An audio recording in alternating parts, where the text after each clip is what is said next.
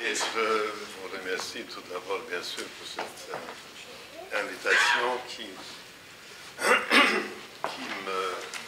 m'émeut un peu parce que, en venant ce soir ici, je n'ai pas reconnu le lieu. Ça signifie qu'il y a très très longtemps que je ne suis pas venu, tout simplement.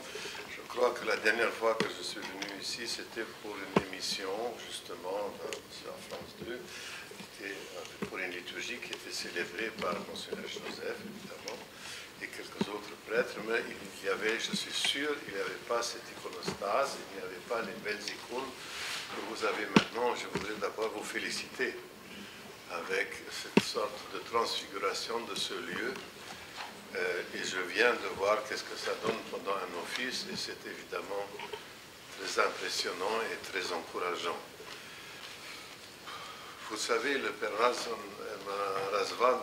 m'a parlé après qu'on a célébré ensemble à la cathédrale grecque, le jour du dimanche de l'orthodoxie, et il m'a dit que si on ne peut pas parler des icônes ici, dans votre paroisse et communauté, et bien sûr j'ai accepté avec joie, mais il fallait trouver un sujet. Alors, comme c'était justement le moment du triomphe de l'orthodoxie, et le dimanche d'après, c'est Saint-Grégoire Palamas, qu'on vient de fêter ensemble, dans l'église, je veux dire, je lui ai proposé, et comme avec la bonté que le caractérise, il a accepté, mais il ne sait pas très bien où il s'est engagé. Hein. Mais il a accepté que l'approche, c'est à peu près ceci, le lien entre la fête du triomphe de l'orthodoxie et la célébration de la mémoire de Saint Grégoire Palamas une semaine plus tard, dans le cadre du Grand Carême. Alors, en fait, les choses sont très simples. Vous savez que pour ce qui concerne la date, pourquoi ce triomphe de l'orthodoxie qui a eu lieu, c'est un événement qui a eu lieu, comme vous savez tous, le 11 mars 843.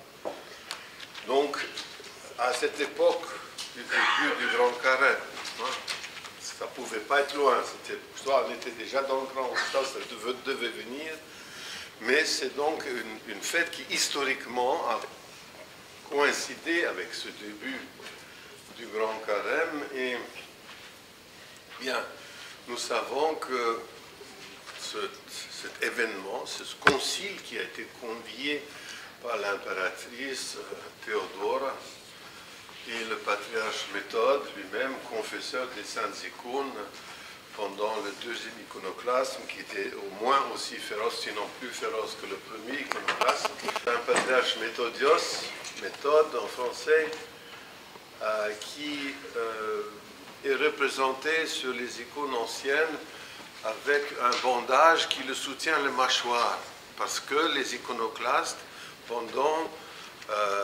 les tortures qu'ils lui ont imposées, lui ont cassé la mâchoire, et sans le bandage, ça aurait eu tendance à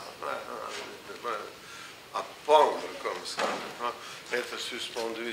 Donc c'est une marque très personnelle de son iconographie qui le marque comme confesseur de saintes icônes. Donc, ils ont convié en fait un petit concile. Bon, ce n'était pas un concile œcuménique, c'était pas non plus, mais c'était une assemblée des évêques, ceux qui visiblement pouvaient venir assez rapidement, soit qui étaient déjà dans la capitale, ou qui pouvaient venir assez rapidement dans la capitale pour proclamer la fin officielle de l'iconoclasme et pour réaffirmer la foi de Nicée II. Nicée II, le 7e concile œcuménique, comme vous savez, qui s'est réuni après la première période iconoclaste, donc au 8e siècle, la fin du 8e siècle, en 787.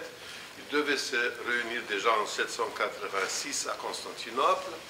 Ça n'a pas marché parce que la garde impériale était iconoclaste, elle n'a pas permis l'assemblement des évêques, le rassemblement. Et puis finalement, ça a eu lieu dans tout près de Constantinople, un faubourg, on peut dire, à Hyères, à Nicée, je veux dire, excusez-moi, dans la ville de Nicée. Hyères, c'était le concile iconoclaste, plutôt, et où l'impératrice Irène, avec le patriarche Thérèse, ont pu donc rassembler un grand nombre d'évêques qui ont proclamé le dogme de la vénération des icônes. Alors il faut bien comprendre que la vénération des icônes est un dogme dans l'Église orthodoxe. Ce n'est pas une pieuse coutume, c'est bien sûr aussi une pieuse coutume, mais c'est véritablement un dogme. Et ce qui est remarquable du point de vue, enfin, pour la vision globale des choses, c'est que c'est en effet, autant que possible à l'époque, un concile vraiment catholique, c'est-à-dire catholon, qui ressemble à un maximum de gens, où il y avait aussi donc les représentants, notamment les légats du pape, donc l'Église d'Occident, qui a été très engagée dans la lutte contre l'iconoclasme. Vous savez que beaucoup de gens ont fui les iconoclastes d'Orient et se sont réfugiés en Occident. Les évêques de Rome étaient très fermes à cette époque dans leur orthodoxie, comme ils l'ont quelque temps plus tard, même aussi, n'est-ce pas, refusé de chanter le filioque dans leur liturgie, même lorsque Charlemagne le demandait officiellement, ils l'ont refusé. Donc c'était cette belle époque où l'Église, vraiment, dans sa catholicité, avant le schisme romain, comme je préfère de dire, et je voudrais vous dire aussi, je voudrais vous faire une confidence, je n'aime pas du tout le mot « l'Église indivise », parce que c'est un malentendu. Nous croyons dans l'Église une sainte, apostolique, catholique et apostolique. Si cette Église existe toujours, elle n'est pas... Si elle existe toujours, nous ne pouvons pas parler d'une Église indivise alors, à un moment quelconque. Nous savons qu'il y a eu le schisme des non-chalcédoniens, les schismes ont commencé dans les actes. Donc je veux dire, nous croyons, et pour nous c'est évident, pour les orthodoxes, c'est l'Église une sainte, c'est l'Église orthodoxe. Alors, parler de l'Église indivise jusqu'à un certain moment voudrait dire que l'Église n'est plus la plénitude. Nous ne pouvons pas renoncer à cette plénitude. Elle est la plénitude de la vérité. Il y a eu le schisme romain, c'est une triste affaire. Nous faisons tous de l'écuménisme en forme de témoignage de l'orthodoxie, puisque l'écuménisme, bien compris, c'est une forme de témoignage de l'orthodoxie, disait le père Georges Floros, qu'il avait parfaitement raison.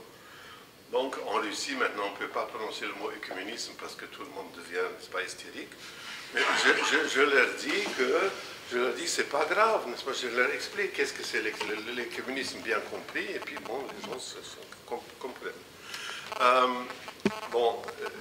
Avec ce concile donc, de Nicée II, le dogme de la vénération de l'icône a été, comment dirais-je, a trouvé sa vraie place dans la tradition et dans la théologie de l'Église. Et pour être très bref, on peut dire que ce dogme est le point sur le « i » de toute la christologie